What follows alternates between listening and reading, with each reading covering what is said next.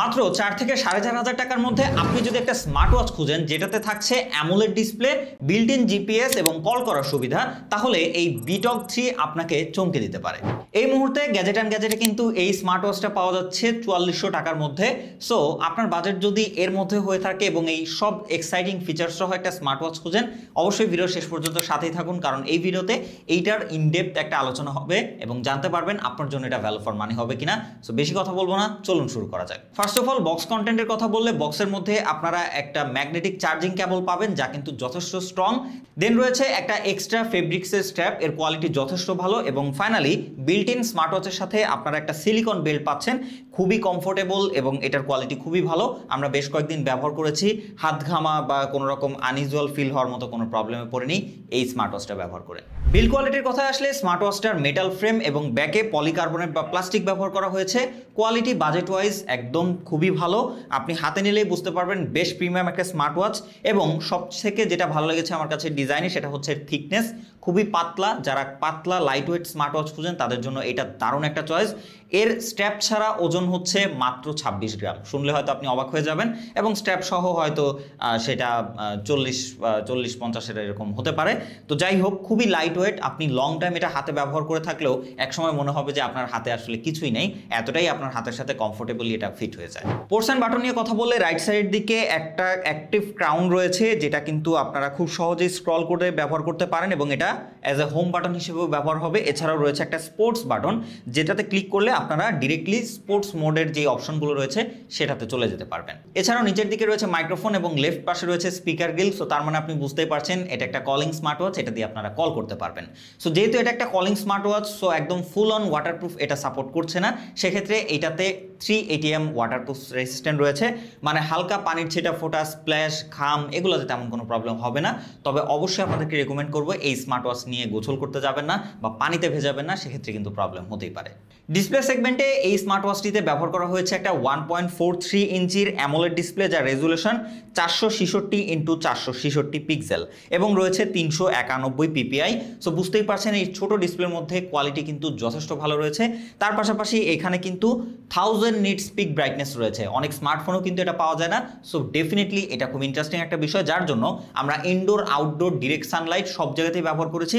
কোনো রকম ভিজিবিলিটি নিয়ে কোনো ইস্যুতে পড়তে হয়নি আমাদেরকে এই স্মার্ট ওয়াচটা ব্যবহার করে। একদম ঝকঝকে ডিসপ্লে দেখতে পাবেন, তার পাশাপাশি ডিসপ্লের কোয়ালিটিও খুবই ভালো, টাচ রেসপন্সিভনেসও আমরা যথেষ্ট ভালো পেয়েছি। As a smart watch wise আমরা কিন্তু এটা রেগুলার লাইফে ব্যবহার করেছি, টাচ মিসম্যাচ হওয়ার মতো কোনো রকম কোনো প্রবলেমে আমরা পড়িনি। এবং এইটাকে প্রোটেকশন করছে কর্নিং গরিলা গ্লাস, এটাও কিন্তু খুবই ইন্টারেস্টিং একটা ফ্যাক্ট। হাত থেকে ইমার্জেন্সি ওয়াইজ যদি পড়ে টরে যায় বা হাতে স্মার্ট ওয়াচ ব্যবহার করলে অনেক সময় এইখানে গুতা খায়, ওইখানে বাড়ি লাগে, এরকম আমি যেহেতু স্মার্ট ওয়াচ ব্যবহার করি আমি এটা জানি। সো ওই দিক থেকে এটা মোটামুটি সেফ জোনে থাকবে। এর পাশাপাশি ইউআইয়ের কথা বললে, আমার কাছে ইউআইটা as a smart watch wise খুবই ভালো লেগেছে।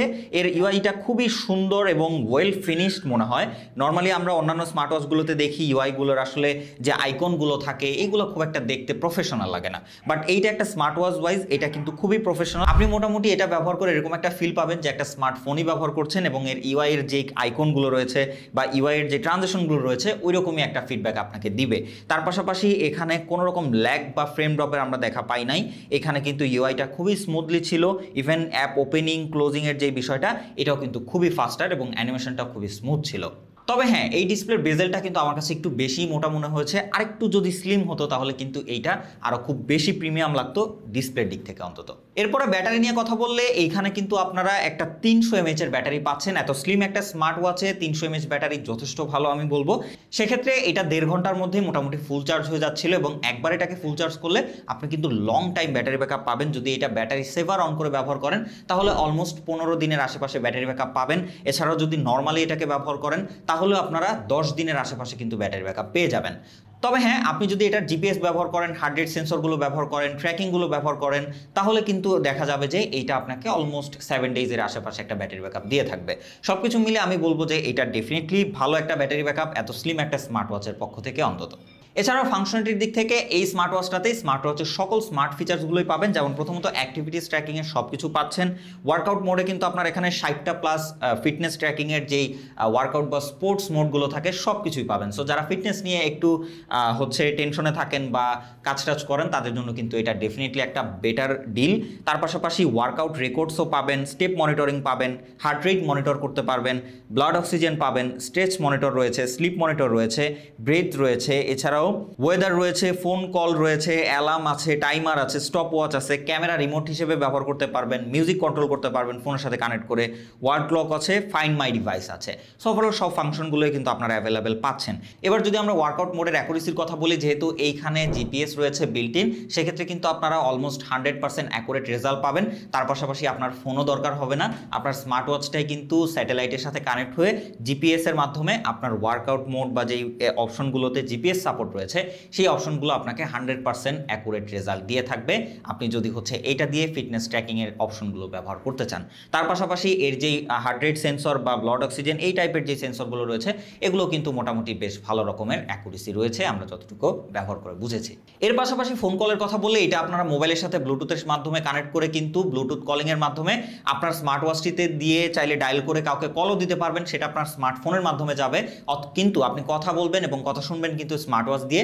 আবার যদি আপনার ফোনে কল আসে, ব্লুটুথে এটা কানেক্ট থাকে, তাহলে কিন্তু আবার ওই কলটাই এখানে শো করবে, আপনি স্মার্ট ওয়াচ দিয়েই কিন্তু রিসিভ করে কথাই বলতে পারবেন। মানে যারা বাইকার রয়েছেন বা ফোন পকেট থেকে বের করতে চান না তাদের জন্য কিন্তু এটা ডেফিনেটলি ভালো একটা ডিল, কারণ আপনি এটা দিয়েই কিন্তু কল করতে পারবেন, রিসিভ করে কথাও বলতে পারবেন। এর পাশাপাশি ফোনের সাথে যদি কানেক্ট থাকে তাহলে সোশ্যাল মিডিয়ার যে নোটিফিকেশনগুলো রয়েছে সেগুলো কিন্তু আপনারা ইজিলি পেয়ে যাবেন আপনার স্মার্ট ওয়াচটিতেই। তবে দুঃখের বিষয় এখানে একটা রয়েছে, সেটা এই ওয়াচটিতে বাংলা সাপোর্ট নাই। সো বাংলা মেসেজ আসলে সেটা কিন্তু ভেঙে ভেঙে বা ঘরভাবে আপনার এখানে শো করবে, তবে ইংলিশ একদম ক্লিয়ারলি আপনি সব কিছু দেখতে পারবেন, পড়তেও পারবেন মেসেজগুলো আপনার স্মার্ট ওয়াচটি দিয়েই।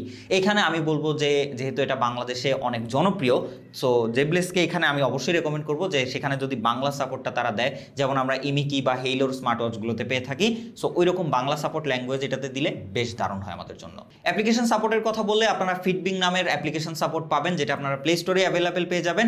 এবং ইন্টারেস্টিং ফ্যাক্ট এখানে আপনারা কিন্তু অনেকগুলো ফ্রি ওয়ালপেপার নিজের মতো করে সেট করতে পারবেন। তাছাড়াও চাইলে গ্যালারির যে কোনো ছবি আপনি অ্যাজ এ ওয়ালপেপার হিসেবে আপনার স্মার্ট ওয়াচটিতে সেভ করতে পারবেন। এবং এখানে সর্বোচ্চ 8টা পর্যন্ত স্মার্ট ওয়াচ সেভ হয়। এরপরে যদি আপনি কোনো কিছু সেভ করতে চান, পেছন থেকে যে কোনো একটা আপনাকে কেটে দিতে হবে। তার পাশাপাশি এখানে অলওয়েজ অন ডিসপ্লেরও সাপোর্ট রয়েছে 24 আওয়ার্স। আপনার যে ওয়ালপেপার ওইটার থিম ওয়াইজ কিন্তু এটা অটোমেটিকলি একটা অলওয়েজ অন সেট করে, যেটা কিন্তু আমার কাছে বেশ ভালো লেগেছে। কারণ ম্যাক্সিমাম ওয়াচগুলোতে আমরা 1টা 2টা অপশন দেখি, সেখানে এইটা আসলে আপনার ওয়ালপেপারের উপরে ডিপেন্ড করে সেট করে, তো এটা কিন্তু ডিফারেন্ট ক্যাটাগরিতে আসে, সো দেখতে বেশ ভালোই লাগে। এছাড়াও একটা ভালো দিক এই স্মার্ট ওয়াচটি রয়েছে, সেটা এর ভাইব্রেশন। এইটা কিন্তু খুবই স্ট্রং লেগেছে আমার কাছে। অলমোস্ট আইফোন ব্যবহার করলে যেরকম একটা স্ট্রং খুবই বিট একটা ভাইব্রেশন পাওয়া যায়, ওইটা কিন্তু আমি স্মার্ট ওয়াচটি থেকে পেয়েছি। সো এটাকে আমার কাছে বেশ ভালো লেগেছে।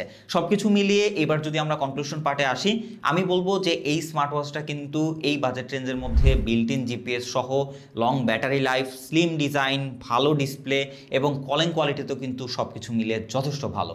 ওভারঅল সব কিছু মিলিয়ে যদি এই যে বাংলা সাপোর্টের বিষয়টা এটাকে আপনি কনসিডার করতে পারেন, তাহলে কিন্তু অ্যাজ এ আপনি ফ্যাশন ওয়াচ বা অ্যাজ এ কোয়ালিটিফুল একটা smart watch with GPS tracking sensor সহ এটা কিন্তু একটা দারুণ এবং ভ্যালু ফর মানি একটা প্রোডাক্ট আমার কাছে মনে হয়। সো যারা এই 4500 টাকা রেঞ্জের মধ্যে একটা স্মার্ট ওয়াচ করছিলেন জিপিএস সহ, তাদের জন্য কিন্তু এটা দারুণ একটা অপশন হতে পারে। এর থেকেও বেশি কিছু জানার থাকলে অবশ্যই কমেন্ট করে জানাবেন। ভালো লেগে থাকলে like, comment, share and subscribe করে পাশে থাকবেন। দেখা হবে নেক্সট কোনো ভিডিওতে। সেই পর্যন্ত খোদা হাফেজ।